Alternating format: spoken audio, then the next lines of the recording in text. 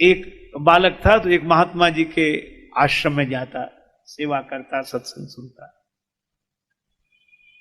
बड़ा सत्संगी था। एक बार वो 2 दिन नहीं आया। कहां रहे भाई तुम? महाराज मेरी सगाई हो गई।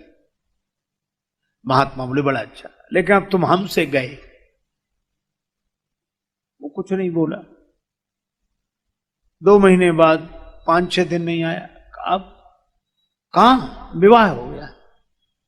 तो माता पिता से गए। वो फिर चुप रह गया।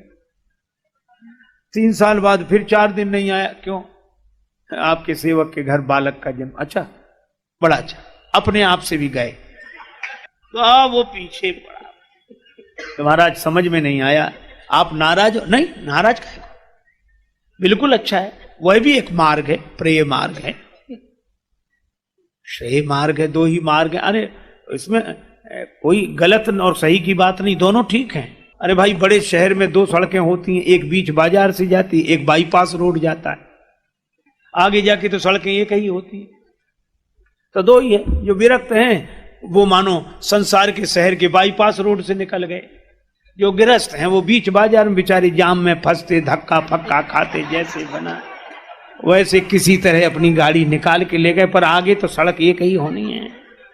लेकिन भाई बड़ी बहादुरी है गृहस्थों की।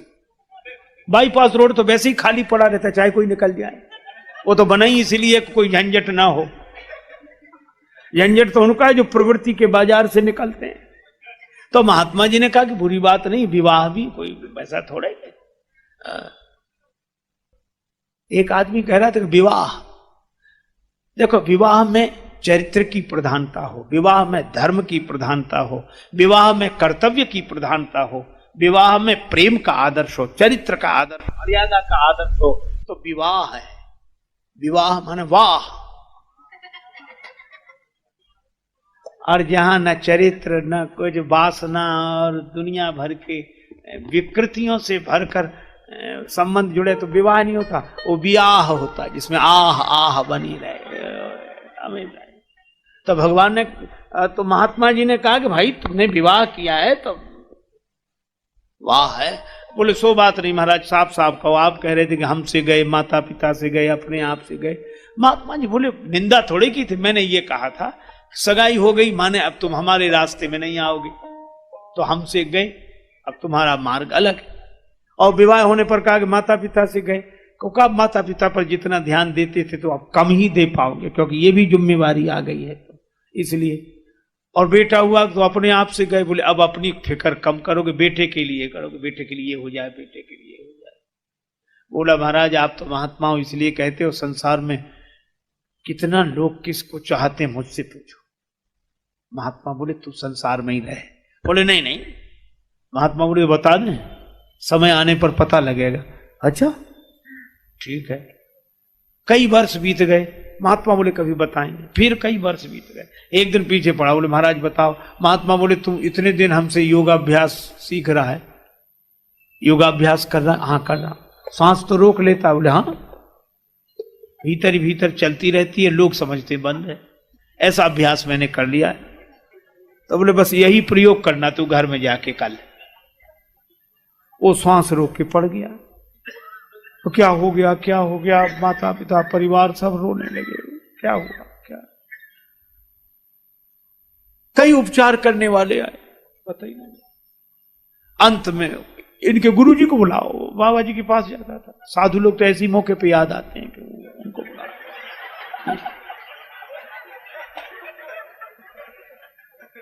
बुलाए, संत जी आए। और वो तो संत जी की पूरी योजना थी। क्या हुआ महाराज? ये तो गया, बचा लो इसे किसी तरह। संत ने कहा तो भाई मामला तो गंभीर है, लेकिन 1 कटोरा दूध मंगाओ। 1 कटोरा दूध आया, चीनी डालो इसमें, बढ़िया चीनी। महात्मा जी, अब मोहल्ले के लोग भी तमाशा देखने आ गए कि क्या क्या होगा।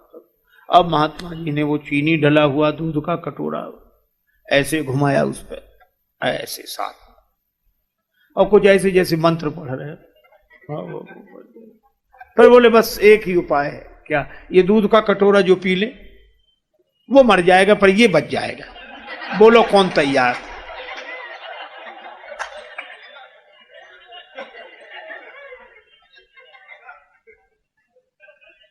पिता ने रोते हुए कहा हम इसे चाहते तो बहुत हैं पर इतना नहीं चाहते। अब उसकी उम्र पूरी हो गई तो गया, अब किसी के प्रारब्ध में क्यों छेड़छाड़ करें। मां बोली मैं तो पी लेती महाराज, लेकिन मेरे जाने के बाद मेरे पति की सेवा कौन करे, धर्म बिगड़ जाए। पत्नी से कहा कि बहू, बोली भगवान का विधान है, उसमें कोई क्या कर सकता है, मैं अपने माता पिता के यहां चली जाऊं। अब मोहल्ले वालों ने सोचा किसको नहीं, बाबा अपने को दूध दिखाएगा कि पियो कटोरा, मना करते भी अच्छा नहीं सब। तो महात्मा जी ने कहा कि हम पी लें। अरे महाराज, संत तो परोपकार के लिए होते हैं, परोपकार वचन मन काया, संत स्वभाव सहज, अपरित सरिस धर्म नहीं भाई। आप पी लो, फिर आपके आगे पीछे कोई है ही नहीं, ना रोने वाला ना कोई। आप तो मरकर भी अमर हो जाएंगे, आपकी समाधि बनवाएंगे, मेला लगवाएंगे हर साल। और अब वो तो महात्मा जी जानते थे कि कुछ होने वाला तो है नहीं, और वो तो सब सुन ही रहा था पड़ा पड़ा।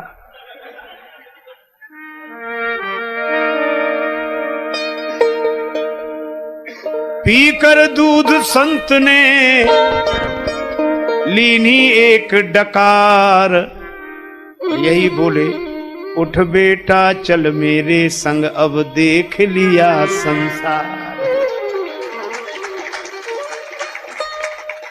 बेटा देख लिया संसार, जिन्हें हम हार समझे थे गला अपना सजाने को, वही अब नाग बन बैठे हमारे काट खाने को। देखो सबसे ज्यादा दुखी आदमी को करती है आशा, और जब आशा पूरी नहीं होती तो व्यक्ति छटपटाता है, पागल होता है और कहता हमें इनसे ऐसी आशा नहीं थी।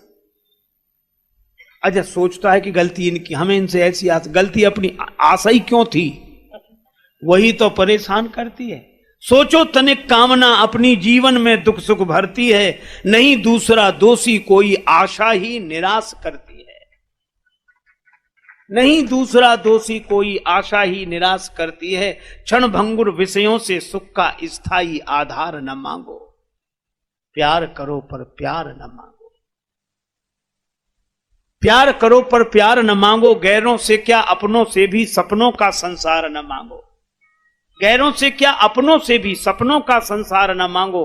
तुम्हें दिखाई देती है जो बसी हुई बस्ती यारों की, धोखे में मत आ जाना, ये दुनिया है दुकानदारों की। अब व्यवसायी से निश्चल मन का प्रेम भरा व्यवहार न मांगो, प्यार करो पर प्यार न मांगो। जिसने जगत बनाया जग में उसकी ही इच्छा चलती है, जिसने जगत बनाया जग में उसकी ही इच्छा चलती है। बात कभी की अलग, हमेशा दिल की दाल नहीं गलती है। मुक्ति का उपाय सोचो, कुछ भुक्ति का भंडार न मांगो, प्यार करो पर प्यार न मांगो। तो करें क्या, जग को हरि का रूप समझकर मन में भाव भक्ति का भर दो। प्रभु की सत्ता सिंधु सरित सा अपना अहम विसर्जित कर दो। छूट जाएगा रोना, अपने होने का अधिकार न मांगो, प्यार करो पर प्यार न मांगो। देखो फलदायी वृक्षों को कितने नम्र रहा करते हैं, देखो फलदायी वृक्षों को कितने नम्र रहा करते हैं। फल वाले होकर पत्थर का कठिन प्रहार सहा करते हैं। सीखो यह स्नेह दे करके बदले में सत्कार न मांगो, प्यार करो पर प्यार न मांगो।